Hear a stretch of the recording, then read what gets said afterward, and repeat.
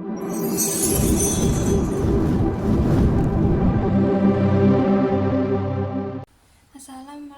warahmatullahi wabarakatuh. Perkenalkan, nama saya Salsabila Salmanifa dari kelas 10 TJKT 1 absen 30. Pada hari ini saya akan membuat video presentasi tugas IPAS tentang interaksi sosial dan dinamika sosial. Pembahasan pelajaran IPAS tentang sosialisasi, lembaga sosial, dan dinamika sosial. Pembahasan pertama tentang materi ini adalah sosialisasi. Sosialisasi adalah proses belajar dan interaksi sosial yang berlangsung sejak lahir hingga akhir hayat seseorang. Bentuk sosialisasi: 1. Sosialisasi primer yang terjadi dalam keluarga. 2. Sosialisasi sekunder yang terjadi dalam masyarakat. 3. Sosialisasi formal yang dilakukan melalui lembaga. Yang keempat, sosialisasi informal yang bersifat kekeluargaan, pertemanan, dan tidak resmi. Agen sosialisasi, yaitu pihak-pihak yang melakukan sosialisasi, contohnya keluarga, sekolah, media massa, dan agama. Keselarahan individu dan lingkungan sosial. Sosialisasi efektif dapat menginspirasi individu untuk bertindak sesuai kepentingan sosial. Tahap-tahap sosialisasi. Yang pertama, persiapan sejak lahir. 2. Meniru belajar pernah tanpa memahami aturan. 3. Siap bertindak memahami objek dan aturan. 4. Penerimaan normal kolektif, menerima norma masyarakat secara luas. Komitmen sosial adalah tindakan partisipasi aktif dan ekspresi diri dalam suatu komunitas sosial. Selanjutnya kita akan masuk ke materi lembaga sosial. Pengertian lembaga sosial. Menurut para ahli, yang pertama, Paul Hurton, yaitu sistem norma dan hubungan yang menyatukan nilai-nilai. Yang kedua, Walter Belger, prosedur yang menekan perbuatan manusia ke pola tertentu. Yang ketiga, Mayor Pollak, kompleks peraturan dan adat istiadat yang mempertahankan nilai-nilai. Dan yang keempat, sistem tata kelakuan dan hubungan untuk memenuhi kebutuhan manusia. Tujuan lembaga sosial: yang pertama, memenuhi kebutuhan sosial dan kekerabatan. 2. Memenuhi kebutuhan pendidikan masyarakat. 3. Memenuhi kebutuhan spiritual. Fungsi lembaga sosial: pertama, fungsi manifest nyata, fungsi yang disadari dan diharapkan. 2. Fungsi laten tersembunyi, fungsi yang tidak disadari. Lembaga pendidikan sekolah, bimbingan belajar sekolah. Fungsi: mempersiapkan anggota masyarakat mengembangkan bakat, melestarikan budaya.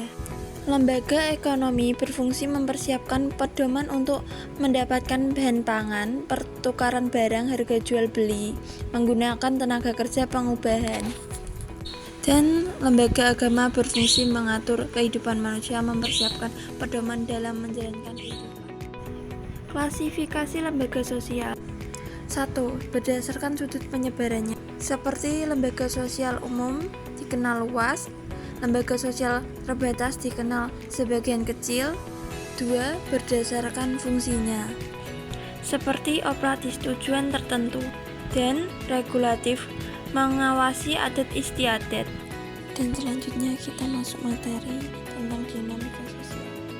Penjelasan tentang dinamika sosial. Dinamika sosial adalah perubahan dalam kehidupan masyarakat dipengaruhi oleh 1. Perubahan jumlah penduduk. 2. Penemuan-penemuan baru. 3. Pertentangan dalam masyarakat. Dan yang keempat, pemberontakan antar revolusi. Dinamika sosial dapat menyebabkan perubahan perilaku, kebiasaan, dan budaya pada masyarakat. Teori dan objek masalah sosial. Teori masalah sosial. Teori masalah sosial memiliki dua jenis, yaitu teori fungsional dan teori konvensional. Objek masalah sosial bisa terjadi karena ketidakadilan, perilaku menyimpang, pengadilan sosial, perubahan sosial. Berikut adalah bentuk-bentuk kemiskinan. Dalam materi ini, bentuk-bentuk kemiskinan disebutkan dalam 4 jenis. Yang pertama, kemiskinan absolut, kemiskinan realita, kemiskinan kultural, kemiskinan natural.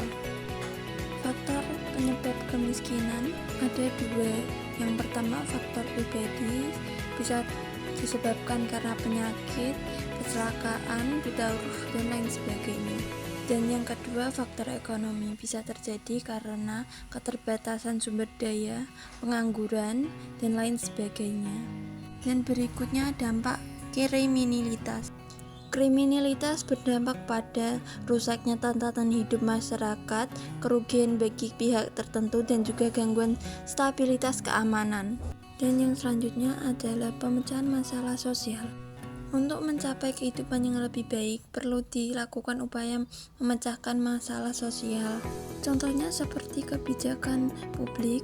Contoh pemecahan masalah sosial seperti konflik buruh dan pemilik perusahaan, kompromi atau bantuan pihak ketiga.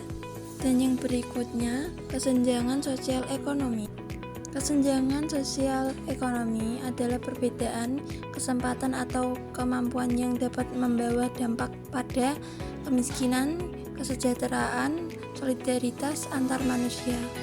Dampak kesenjangan sosial ekonomi menghambat solidaritas, berdampak pada seluruh aspek hidup.